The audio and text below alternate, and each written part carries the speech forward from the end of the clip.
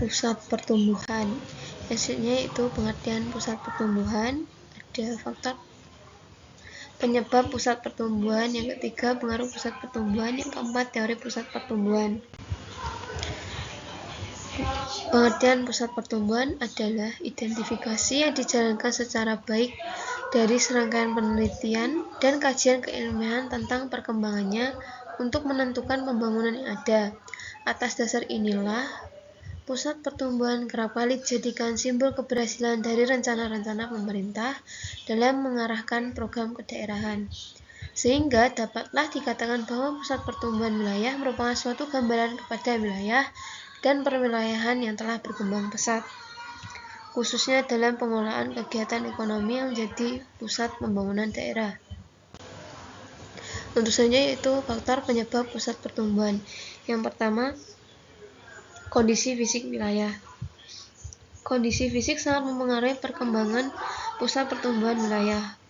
Faktor fisik meliputi kondisi tanah, iklim, keadaan air, dan sebagainya. Kondisi fisik suatu wilayah yang memenuhi syarat tertentu untuk pengembangan wilayah akan lebih cepat berkembang. Misalnya topografi datar, ketersediaan air mencukupi, kondisi tanah stabil. Untusannya yaitu infrastruktur transportasi.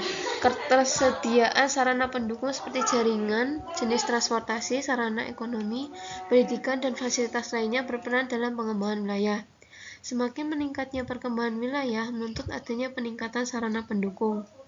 Dengan tersediaannya sarana pendukung tersebut dapat mendukung perekonomian suatu wilayah. Untuk selanjutnya itu potensi sumber daya alam. Setiap wilayah memiliki kebutuhan dan potensi yang berbeda. Misalnya, suatu wilayah tidak mampu menyediakan kebutuhan pangan, sementara wilayah yang lain memiliki potensi menyediakan bahan pangan. Begitupun sebaliknya. Maka akan terjadi hubungan timbal balik yang saling terpengaruhi. Yang selanjutnya yaitu kebijakan ekonomi. Tidak semua wilayah dapat berkembang sesuai dengan yang diinginkan, meskipun dari beberapa faktor yang sangat mendukung. Perencanaan pembangunan terhadap perkembangan wilayah juga turut menentukan perkembangan suatu wilayah. Kebijakan-kebijakan yang diambil haruslah menguntungkan bagi perkembangan wilayah seperti kebijakan rencana dalam ruang wilayah, pengendalian pemanfaatan lahan, dan sebagainya. Misalnya yaitu kondisi masyarakat. Suatu wilayah dapat dikatakan sebagai pusat pertumbuhan wilayah apabila wilayah tersebut kondisi pendidikan, pendapatan, dan kesehatan masyarakatnya lebih terjamin bila dibandingkan dengan wilayah lain. Kondisi pendidikan, pendapatan, dan kesehatan dapat terbentuk secara alami, yaitu masyarakat mulai sadar akan kebutuhan tersebut dan secara terencana, yaitu terdapat perencanaan mengenai pembangunan dan peningkatan pendidikan, pendapatan, dan kesehatan. Yang selanjutnya yaitu pengaruh pusat pertumbuhan. Yang pertama, pemusatan sumber daya manusia. Munculnya pusat pertumbuhan di suatu wilayah akan menarik tenaga kerja yang banyak. Para pekerja dari luar wilayah akan pindah dan menetap di wilayah pusat pertumbuhan, sehingga terjadi pemusatan penduduk atau sumber daya manusia. Arus migrasi penduduk dari daerah pedesaan menuju pusat pertumbuhan atau kota Indonesia menunjukkan peningkatan seiring dengan perkembangannya pusat pertumbuhan atau kota itu sendiri.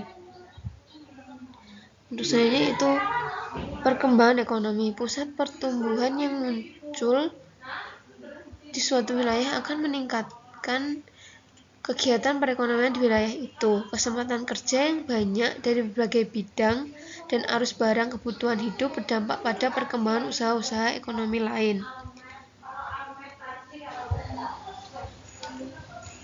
Banyak penduduk pendatang dan penduduk lokal membuka usaha atau melakukan kegiatan ekonomi di wilayah pusat pertumbuhan untuk meningkatkan taraf hidupnya. Mereka bekerja sebagai wira swasta, pedagang, karyawan, buruh, dan penjualan jasa. Yang selanjutnya itu perubahan sosial budaya. Wilayah pusat pertumbuhan cenderung memiliki penduduk yang makin padat, kepadatan penduduk yang meningkat, serta kemajuan komunikasi dan transportasi akan terpengaruh pada kehidupan sosial budaya penduduknya. Pengaruh pusat pertumbuhan yang semakin berkembang terhadap sosial budaya antara lain sebagai berikut. Penduduk termotivasi untuk memiliki keterampilan dan pengetahuan guna mengatasi masalah akibat perubahan sosial budaya.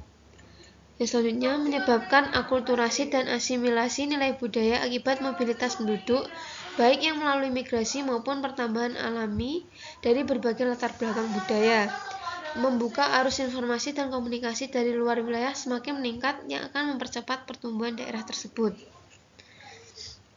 Untuk selanjutnya yaitu teori pusat pertumbuhan beserta penjelasannya.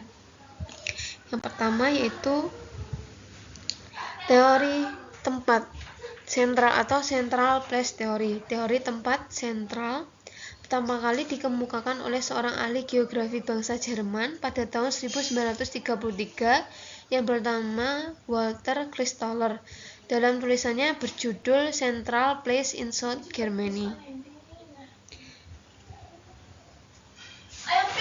Dalam teori tersebut, Christoller menitikberatkan pada penentuan baiknya kota, besarnya kota, dan persebaran kota.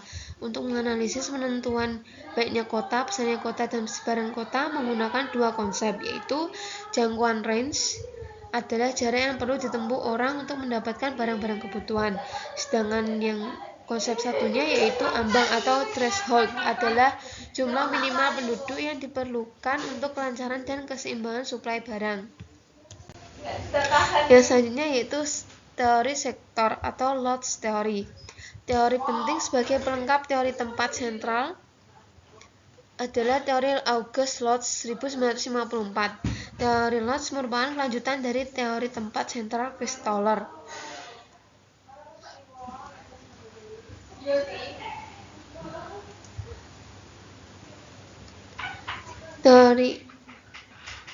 Berdasarkan teori Lotz dapat disimpulkan bahwa suatu kota akan lebih cepat berkembang bila penduduknya padat dengan wilayah yang luas.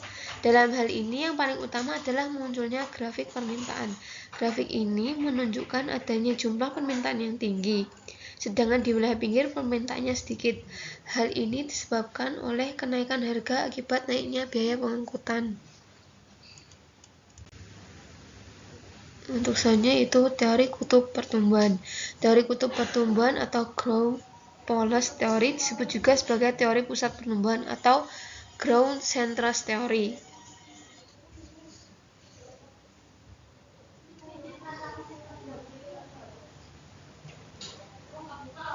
Yaitu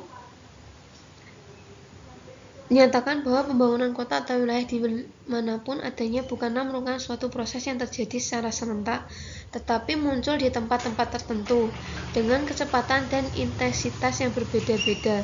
Tempat atau kawasan yang menjadi pusat pembangunan tersebut dinamakan pusat-pusat atau kutub-kutub pertumbuhan.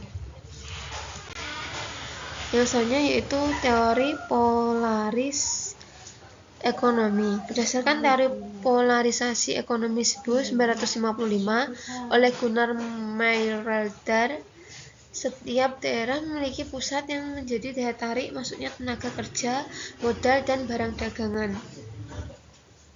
Menurut teori ini, kota sebagai pusat pertumbuhan menjadi daya tarik bagi orang-orang yang tinggal di pinggiran.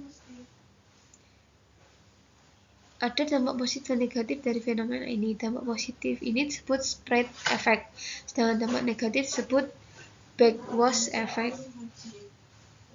Dapat dilakukan pembatasan migrasi atau urbanisasi, pencegahan modal keluar dari daerah pinggiran, serta pembangunan di daerah pinggiran dan perdesaan. Sekian tentang pusat pertumbuhan. Kurang lebihnya saya mohon maaf. Wassalamualaikum warahmatullahi wabarakatuh.